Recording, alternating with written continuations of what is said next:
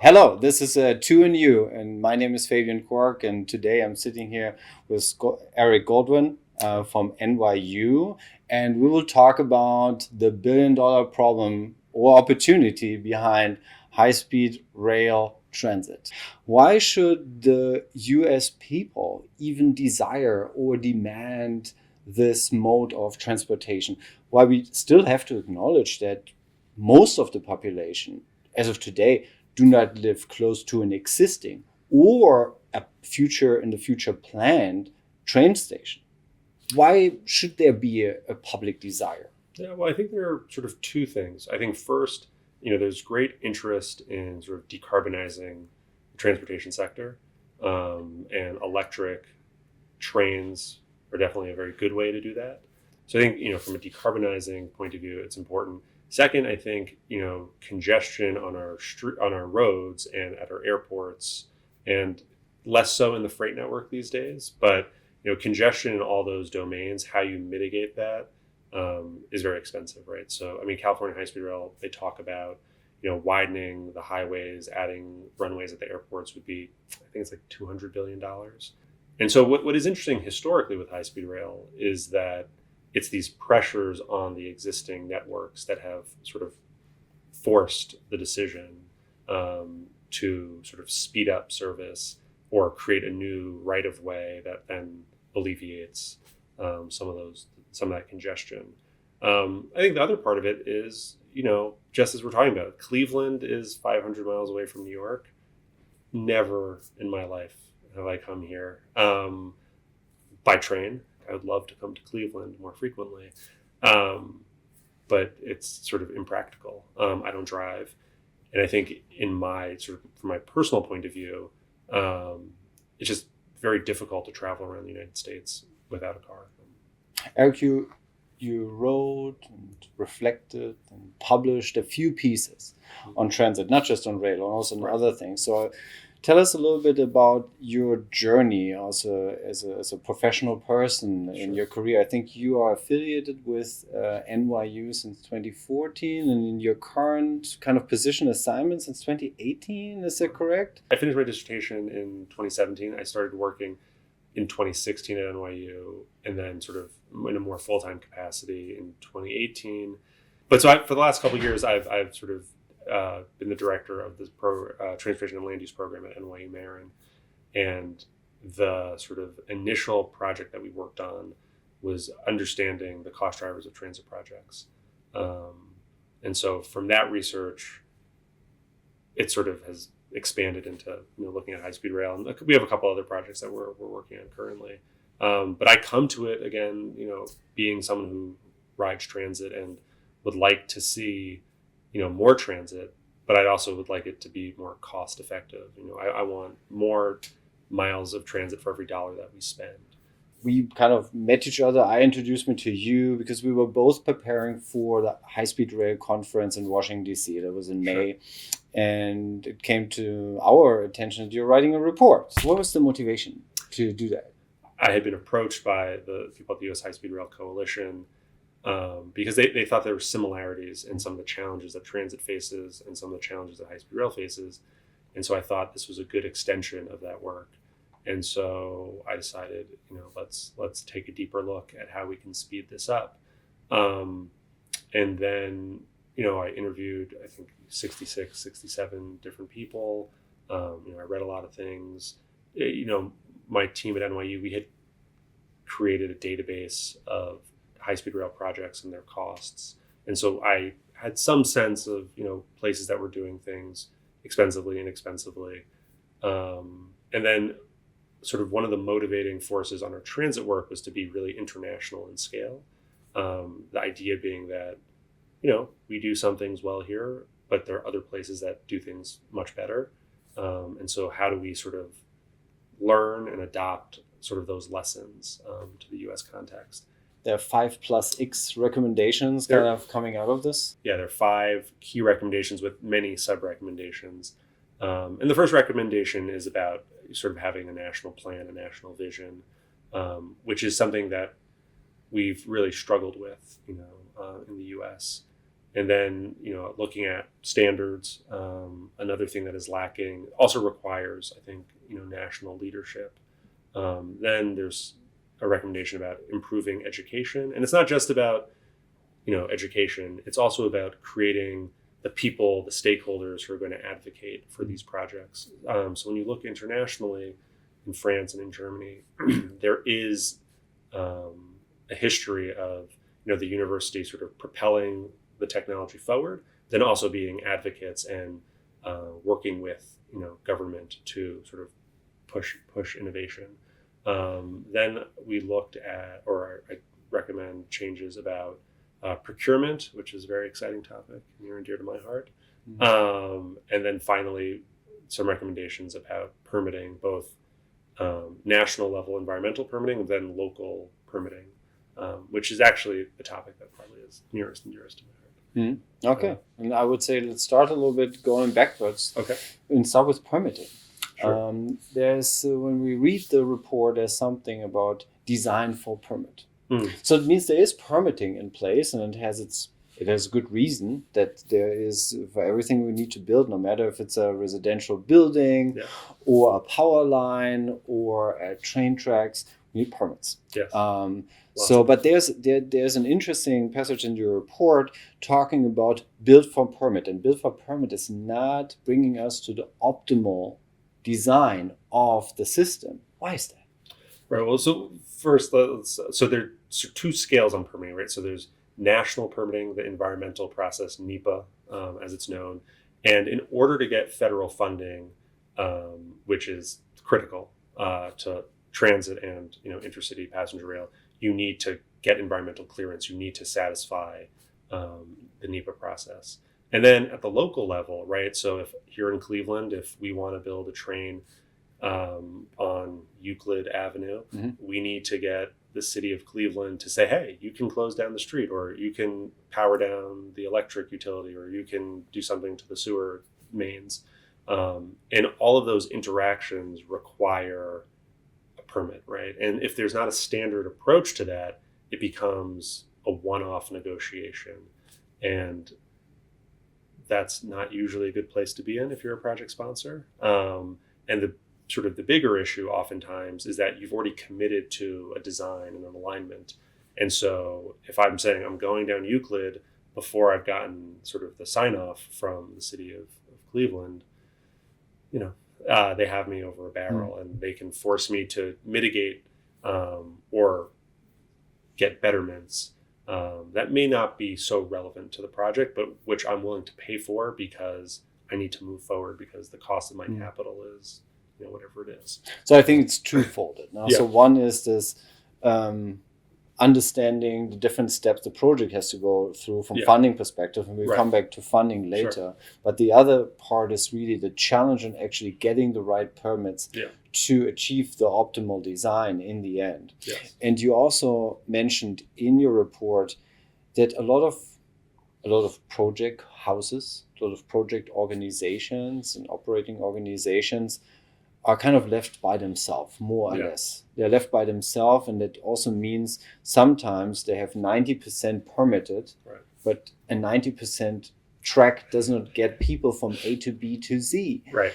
And then they're struggling. And I think there was a very interesting, for me, compelling story out of California where the project organization even got sued. And then from the funding that was partially private and partially federal, partially taxpayer money, was then spent on lawyers and legal fees to kind of navigate through these elements and do replanning. So what's your recommendation in detail to prevent this in the future? In the end still, I mean, this is important. NEPA is important. Yes. Environmental studies are important. Yes. Also the opinion of not just the stakeholders that want to use the train, but also the stakeholders that are affected by a build out of infrastructure, like with everything. So it's not discarded, but what's your recommendation to find the optimal, let's say, acceleration path in terms of permitting? Right. So, internationally, there are several examples of, you do your planning, you get your money in place, and then at the federal level or the national level, you basically get the seal of approval. And so all the local permitting and all those debates, are sort of answered. There's no opportunity to sort of slow down the project.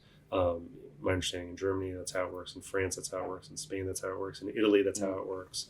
But then, in Canada, even on the transit side, not on intercity rail, they've, at the provincial level, which is pretty similar to our states, there have been laws passed that just put a process into place and say, okay, city of X, you have 60 days to review the plan, the schedule, the designs, and if you don't issue your permit within that time frame, the project just moves forward. Yeah. And so there's this force mechanism that allows the agency, it gives them a little bit of certainty that, okay, I have 60 days. And so, maybe we got it done in 30 days, that would be great. But I know that at day 60, there will be some sort of resolution and we will get to advance. And I think what you see with California High-Speed Rail in particular, since that's really the only high-speed rail project going right now. I mean, Brightline West is a private actor; it's a little different. They are not supported by the government in a way that is prioritizing their project over some of these more parochial interests. Reinventing the process every single time is inefficient. And it's also, I would consider, not something that is very particular specific to railroad. Now, when we built the interstate system in the US, crossing state lines and also this, there are always negative effects to the surrounding, and we were also able to navigate through this. I want to move forward because there's a lot of, I think that we could talk about permitting a little bit longer, but I like the Canadian agile approach of let's make sure we can move forward with a defined manner by while monitoring the risks. Yeah. So that was a good comment. And let's move into procurement. You have a passion for procurement, and that is maybe the part in the report that holds my lowest comprehension. Okay. Why do I say this? I give you my takeaway, but maybe I'm completely wrong. A lot of organizations, authorities, make the same mistake in procurement without knowing from each other's mistakes. Right. So there's no self-learning mechanism. That was my takeaway. No, that's correct. So, basically, there have been efforts to do joint procurement in the high-speed rail realm, in particular, California High-Speed Rail and Amtrak. When Amtrak was procuring its Avelias from Olson, there was an idea of doing a joint procurement, but then because of some of the challenges California High-Speed Rail had, they sort of fell out, and so it was not a joint procurement. But that would be, Brightline West, California High-Speed Rail are currently in the sort of process of procuring rolling stock. Could be interesting if they did a joint procurement. There's no requirement that they do that. But that's a place where the federal government gave both projects over $3 billion. They could have said, hey, do a joint procurement. But that's not what happened. In the last 20 years is this move towards, program management consultants who come in and are sort of like the agency, but they're not. And they are then managing the design consultants, and they're sort of doing the job of the agency. And I think that has not worked very well. The incentives are just not good for anyone, I would say. And I've talked to a lot of consultants about it, and they say it's very challenging because when you don't have a client who knows what it wants, you sort of spend a lot of time studying things that maybe are redundant, unnecessary, or some sort of political cover for some other issue, and it's very frustrating. I would like to see just a lot more built, a lot more planned. So that the funding that we're spending is actually going into the build, going into the progress, going into the project, rather than just in plans and in discussions and in studies. Yeah. So on the transit side, in our research, we found that I think the numbers are probably a little wrong, but internationally, it's about $370 million a mile to build sort of rapid transit. In the U.S., we're close to $1 billion, right? So you're about 3x. And so I just rather have 3 times more transit. I don't think we should have less. I don't see my research as a reason to not pursue transit or not pursue high-speed rail. I think ultimately, those are both very laudable goals, and we can do better. And I think there's some hard problems to solve. I think there are some easier problems to solve, but I think if we don't start talking about it, we won't solve any of them. There was an interesting terminology that you used that is also slowing down this process. I think it was called liquidation damages. Liquidated damages. Liquidated damages. Right. So there was I was not aware of this terminology, and I worked in consulting for over a decade. Tell me a little bit about it. So that's more, I think, on the contractor side, who's sort of delivering the product. So not so much on the consulting side, but really on the construction contractors that build infrastructure. Yeah, so I mean, my understanding of liquidated damages, and I don't pretend to necessarily be expert on that, is just if you don't deliver what you've said you deliver, there is a monetary consequence, and you have to pay that. And it's determined ahead of time, when you're signing your contracts, and it's not supposed to be revised, that type of thing. But the thing is, it's sort of like it's sort of like the sword of Damocles hanging over you, right? It's like, if you don't do this thing, you're going to get hit with your liquidated damages. Let's pivot to standards. Sure. What could be the acceleration factor of having the not yet existing but desired standards? After all the research that you've done, what is maybe the accelerating factor that better standards or a complete set of standards on the rolling stock and on the infrastructure side could bring to the table? What's your estimate? Yeah. Oh, my estimate. Oh, I don't have an estimate in terms of the time, but what I will say is that the more standardized, the easier it is for anyone to develop something, to build something. It's not a question of I need to go back into the laboratory and study every single thing over and over again. But our rolling stock is a really good example. On the transit side, in the US, we don't have design standards for that. And, we pay 30, 40, 50% extra versus similar products. International, not always the same. And so I think, it's the type of thing where, it takes longer to procure, it costs more money.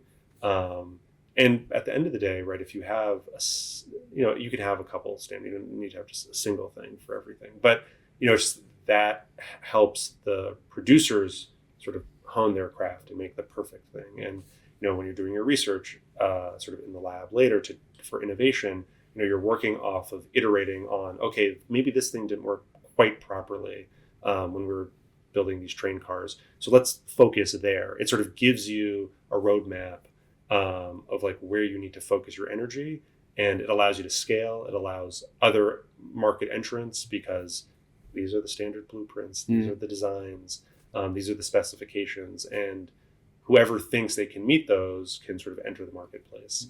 And I think that is the story of sort of 20th century efficiency and sort of manufacturing is sort of just cranking out the same widget over and over again.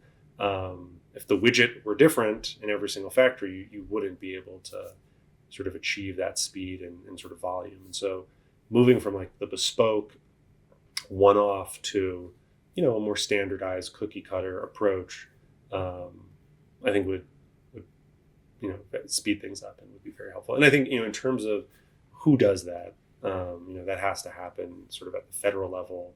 It can be in conjunction with sort of a standards agency or, group.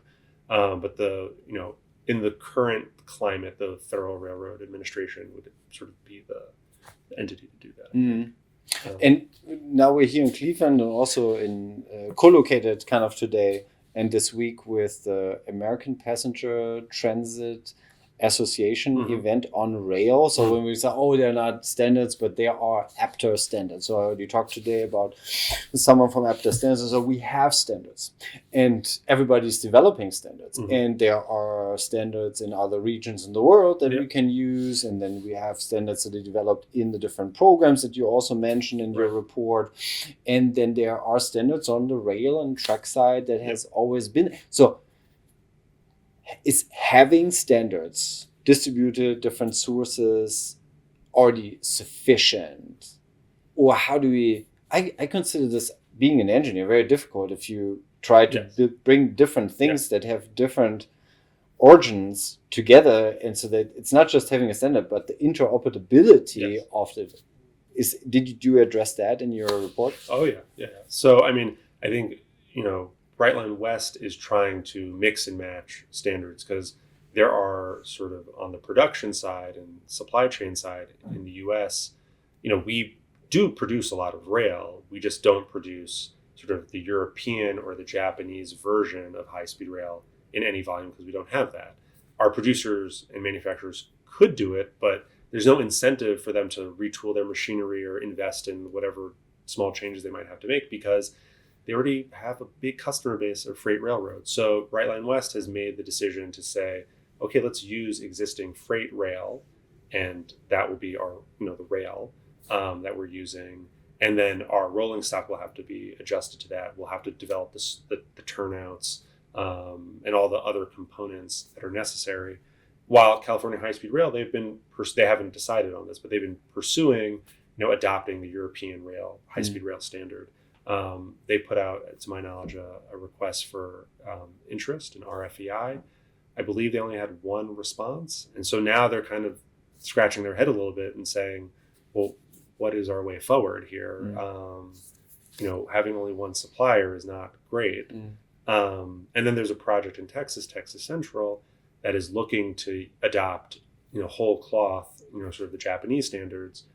And my understanding of the way the Japanese standards work is sort of the way that iOS works on your phone, is that it's a closed system, right? It's not meant to be mixed and matched. It's not like the Google, I don't know what their standard's called actually. But the point being, to what you're saying as an engineer, is, and a lot of the engineers I spoke to working on different projects say they can't guarantee necessarily that, even though on paper they think they've worked out that, rolling stock X can work on standard rail Y, there's just no way to know until you've actually done it. And that it requires then extra research, more time spent figuring all this out, doing the simulations, before you can sort of get into the real world environment. And so I think that, as you said, right, there are lots of different standards that exist, but someone has to make a decision, right, at some point and say, we're doing this. And I think in an industry like, autonomous vehicles, maybe we're not there yet. I mean, it's a sort of a new emerging industry, but high-speed rail has existed for like a long time. So it's a challenge, but we have players that are trying to do the right thing. And when you mentioned that Brightline West already put out, they said, okay, we want to trigger the adoption. We issue an RFI, and the response is very little. It's like on yesterday, I talked to my grandma, and I said, I'm going to Cleveland, I'm doing an interview on rail, on high-speed rail. And then she said, yeah, this is something that Elon Musk is doing.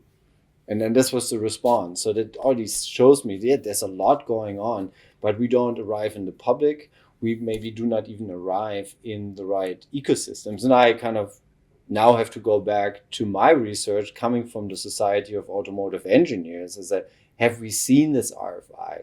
Have we even offered our support in discussing as a 100-year-old standard defining organization, offering our mechanisms?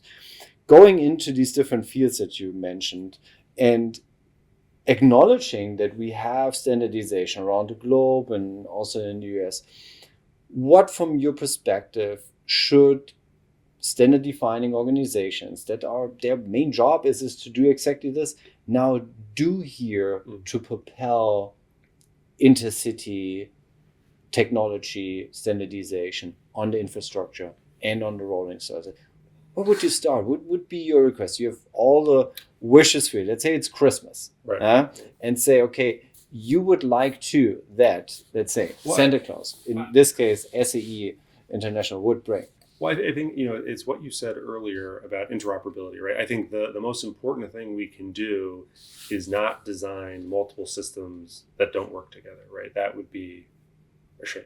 The Europeans have learned the lesson through trial and error and, decades of doing this, that, okay, we should backwards engineer and focus on interoperability. And so then I'd say, what are the key things that sort of help with interoperability? My understanding is sort of the rail itself is one of those things. Obviously, we use standard gauge, and I don't think that's controversial. And then, the signaling system is the other sort of another key piece of it. And then along with the rail, it's the things like, your turnouts and other things that help keep the train moving at 150 miles an hour, 160 miles an hour, 220 miles an hour, whatever the number you want, in a safe manner, right? The more you think about it, it just becomes so obvious, right? If your track is a little fatter, a little shorter, it means the undercarriage of your train has to be redesigned a little bit to fit.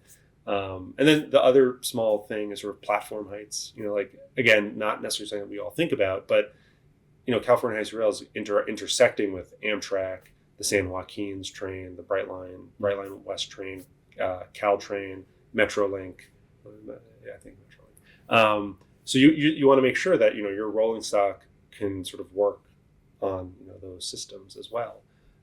So I think it's just a little bit of foresight and understanding that these interfaces are going to emerge, and then sort of tackling the basic components to say, okay, this train will fit on that rail. These doors will open in a way that you're not going to walk into the platform. And then obviously the equipment that, controls speed and all those things, they are interacting with the trackside equipment properly. But for me, that's astonishing. When airing industry activities is one of the big organizations, one of the big programs belonging to SAE ITC, Industry Technology Consortia. And that's existing for almost 100 years, standardizing everything that has a plug in aviation. Let's call it this way. Really coming from the challenge that different planes take off in one state or one continent and start at one airport and land in a different airfield. And they have to, first of all, must be able to talk with each other. So that means they need to have the same communication technology and follow the same standard. But also in the end, they want to board and deboard. So having certain, even though there are different plane types and sizes, they still have to follow certain standards that if they decide to have the doors on all different locations, it will be impossible to efficiently load and unload airplanes. Kind of the same thing with the platforms in rail. Right. So it is astonishing for me that we now have this discussion. Obviously also dominated from a history of maybe not investing a lot in infrastructure build out and intercity rail, and then in many regions having Amtrak as one form of passenger transit. But also Amtrak, some people blame. Some people say, I used the Amtrak, I had 2 hours delay. We also have to acknowledge, and not everybody knows, that Amtrak does not run on Amtrak tracks, on Amtrak rail. So I think something very important that you also outlined in your report. Let's talk about ownership. Let's talk about we spend a lot of tax money also to support these projects. And then we also know that it is sometimes challenging when one private company owns the track system, owns the network, and another private company or multiple other private companies want to operate rolling stock for cargo or also for passenger transit. And now we are investing tax dollars again to build private infrastructure. And you emphasized that, or you kind of also challenged it, but I did not really see a clear recommendation from you. Because what is the right path? Yes, if we look into Japan, into Europe, it is different. But what is the right path? It's not, I think, the right thing for the US to just copy what's out there, not copy what was in the past or what's existing in Europe, but what is the right solution, public-private partnership? Two things. Across the world, you primarily have the public ownership of the infrastructure. And so a lot of countries will have a national operator, running the trains, and then also a national infrastructure owner. And that's a requirement in Europe. You can't, they've separated operators and infrastructure owners so that you can contract out operations. And so France and Spain and Italy have their national operators, but they also have oftentimes France and Spain operating, their national operators operating on the tracks. In the U.S., sort of as you alluded to, I think I'm going to get the number wrong. I think 97% of the track mileage that Amtrak operates on is owned by private freight rail owners, and that has a lot of challenges there. What I think historically one of the big issues in the U.S. has been that our national government is slow to invest in sort of new transportation networks. There's a really nice paper that I referenced in the report that looks at sort of the history of roadways, canals, and railways, and it says the finding is basically that at the subnational level, so the state level or private or public-private, it's a mixture. That's usually where things got started. There was someone wanted to build a turnpike in Pennsylvania, or obviously the transcontinental railroads. And then as these sort of networks became more viable, the federal government came in and sort of wrapped it around and sort of completed the network. And I think, right, with high-speed rail, we could argue that maybe there is a network that sort of exists, right? The Northeast Corridor, to its credit, is pretty, it can go pretty fast. But, I think that the federal government is not going to sort of put all of the money into it. And what's interesting about California High-Speed Rail and Brightline West is that these are two entities. California High-Speed Rail is a state authority. California has put up money, right? Like they passed a $10 billion bond act. California High-Speed Rail gets money from the cap and trade system in California. They've put up local money or state money to this project, and there's been a lot of federal money too, but they didn't come with nothing and expect the federal government to do it, which historically maybe has been the case. And Brightline West similarly has come with its own money and different bonds, private activity bonds, and they've also gotten a federal grant, and they're trying to sort of make do with multiple funding streams. Do we have to find a mechanism to bring the cities better to the table? Also, cities have other projects today where they work in like forward financing. That means the funding and the loan that they request for the funding is depending on future development of tax income. Right. So when we look into the effects internationally, what intercity connections did to the tax income of the cities, not so much of the state. Right. The state were depending on other, but on the state. If I would be the governor of a state with a rural population, it would be difficult for me to explain a massive state tax funding in a big high-speed train intercity transit.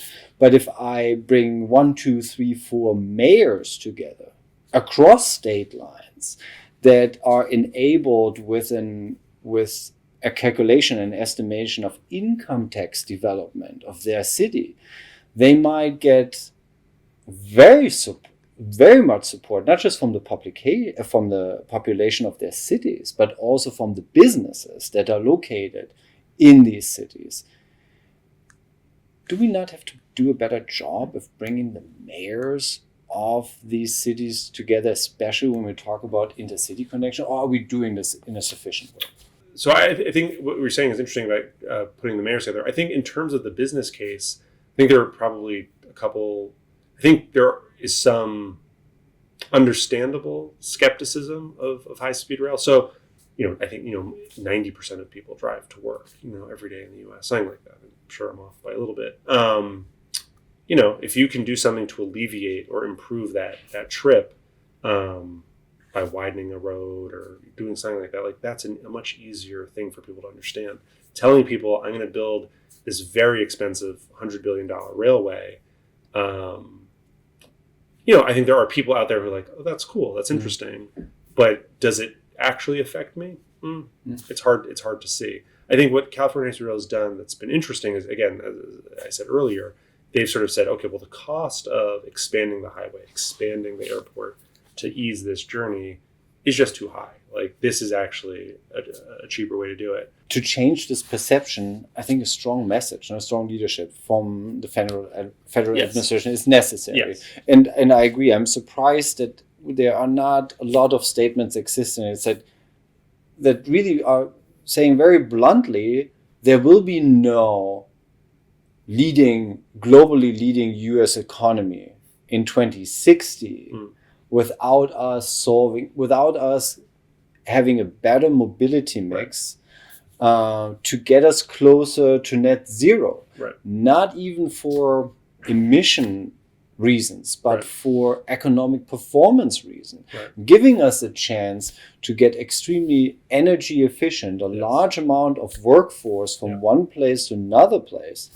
And I think that strong statement is missing. And then I think about why do we not see these strong statements? And you talked about also having struggles in decision makings during these projects. So maybe it's really coming from the experience piece, that decision makers never had the chance to commute every day or every week or once a month in an advanced train system. And so if I've never been exposed personally to this system, it's hard for me to emphasize. It's hard for me to endorse it.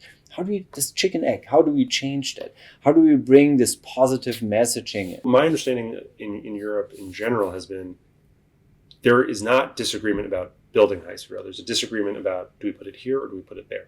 Everyone sort of wants it. And one of the things that was very interesting in this question to the people from Spain was, how do you deal with like the interest groups of the road builders or the airplanes or that sort of thing? And they're like, interesting question. Lobbying is illegal in Spain, but the point being is that we allow third parties great latitude in terms of lobbying and influencing sort of these decisions that I don't think is as present, and it allows for greater polarization. This one recommendation you made in your report is we need to build up more knowledge and research clusters. They are NYU, but also I think you mentioned the University of Illinois as a program. So there are a few programs where you said this is important to move forward for two different reasons, I believe. For workforce development on one side, but also on research, research on domestic solutions that we don't have yet. Maybe not so independent even for future standardization in building the best US or North American railroad system. So tell me, why are the existing programs for mechanical, electrical, and civil engineering not sufficient? Right. No, it's a good question. So in talking to some of the engineers that work on these projects, they've sort of said that oftentimes you get a road engineer who comes over to help. And because the tolerances for high-speed rail are so unforgiving and so tight because you're going so fast, you can't have wobbling, right? You can't have some of the things you see on the roadside. You need it to be, engineered to a more precise standard. The part of it is just like understanding all those things. But then, there are unique elements about, propulsion systems and signals and different interfaces of systems that require, just more familiarity with. It's not to say that, you need, a school that is just fully focused on high-speed rail, but like at this UIUC program, Rail Tech is quite interesting. They offer, classes in railway engineering, thinking about networks and system planning that might not be sort of offered at your school. So like where I teach at NYU, like we don't have classes like that. And while I have students that I work with who are very interested in that topic, they don't get that training, and then they might go into the field and work at a transit agency or intercity rail operator, and they have to learn a lot of stuff. And so part of the idea is that you need to sort of build up the human capital, but also my understanding of internationally is that there's a linkage between sort of the research community at universities and sort of the policy sector, right? So elected officials, agencies, they talk to academics, right? They want ideas about how to improve X, Y, or Z. And so if you have, that capability and that expertise and knowledge, you can start to say, okay, these are some of the things we should be doing. Now, obviously, we could, again, with federal funding and state funding, promote the one or other university and college program for rail technology. Yeah. But is there not an opportunity to define a new mechanism where Brightline West, Northeast Corridor, Centerline, bring their real problems in their planning phase, now in a transparent board, in a backlog of necessary research topics, and put a price tag on them? Yeah. And as we're working in a space where we spend a lot of money for consultants to do analysis and research, we could also give that to pre and postdocs and students. And is the platform missing for this? Is the communication platform something that we are lacking in this environment? Yeah. So, I mean, one thing that, I'd heard a lot from, especially engineers internationally, is that, their studies had been underwritten by, different consulting firms or, agencies. And so once they finished their studies, they had a job. And if you know that, you're probably going to study things that are going to help you be a little better at your job, perhaps. I don't know. And sort of like that pipeline, I think is a good thing. And, we could have, scholarships underwritten by a Brightline or AECOM or, I don't know, whatever. AECOM actually recently started a program in England with maybe with UCL in their mega projects program. So, like they're thinking, these thoughts. I'm not familiar with I think there are a couple examples in the US I can think of. But it's a niche thing. It's not sort of widespread. And sort of the flip side of all this is, in China, which obviously is the world's largest high-speed rail network, they have universities that are just about high-speed rail, and they have thousands of students, and that's one extreme. But we're also we're at the other extreme. We could probably afford to be a little bit in the middle. So, but you said we could do something, and there's the field of maybe not general research, but really application oriented, using this body, using the strengths, the brain power that we have in universities and college in a better way to move the dial. Absolutely. And I should say, being at a university myself, there is great interest and emphasis on bringing in projects that are practical and applied, and bring you into contact with professionals, because part of the goal of the university is to help people get jobs. And so there are a lot in engineering schools, business schools, planning schools. All of these schools often will have some sort of year-long program where you're working on a real case of some sort and trying to solve a problem for a client. And so, I think there's room for more of that in the U.S. Very good. Before we wrap this up, and I think we navigated not through all of your recommendations, but so that's why we recommend still to look up the report and give it a shot. It's a very good material, good references. Now it's your time. My time. To ask me something. So why I'm sitting here, or whatever you want. Oh. Well, yeah, I mean, obviously you represent sort of an organization that promotes standards, is my understanding. I guess, what have you found why have you decided to focus on high-speed rail? That's a good question. So I joined in a role SAE from the industry. After 15 years in the industry, developing very advanced technology. In my case, always in the real-time system environment. For planes, for cars, for trucks. I was in the mobility field. And so I entered SAE with the promise that we are heavily invested and will be investing in our activities in sustainable mobility. We cannot really take this serious if we take a blind eye on rail, acknowledging the potential that we have, acknowledging to actually allow us to travel net zero from New York to Cleveland. Right. while also acknowledging the strengths that SAE has shown in the past 100 years, bringing the industry together, aligning on a technology that the whole industry can support to make it safe, make it secure, but also to make it affordable. Affordable on the procurement side, on the supply chain, but also for the end customer. Because if we build a system for insane funding, we will never see a return on investment. We will never spin a good story. There can always be a politician coming out of the woodworks and say, "Oh, that was a terrible decision," and that person will get all the data to support that statement. We have to find a way, and that's why I think standardization, giving our support. Now, that's why we decided SAE ITC to also join APTA as a member to support the community, not to do something separate. So I think that's, and as I said, coming up with my youth, using a trailer gave me as a child great mobility. When I visited my grandparents, my grandma in Hamburg, that was 500 miles away, I was brought to the platform, into the train with my sister, and off we went.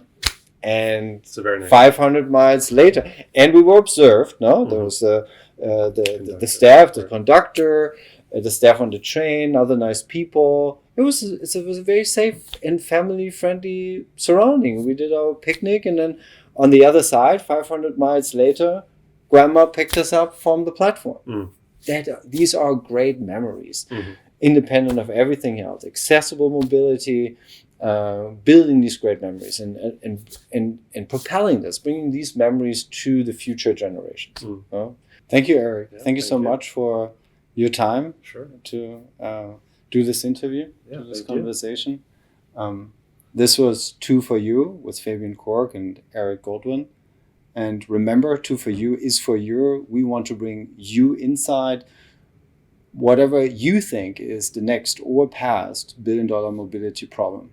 Thank you.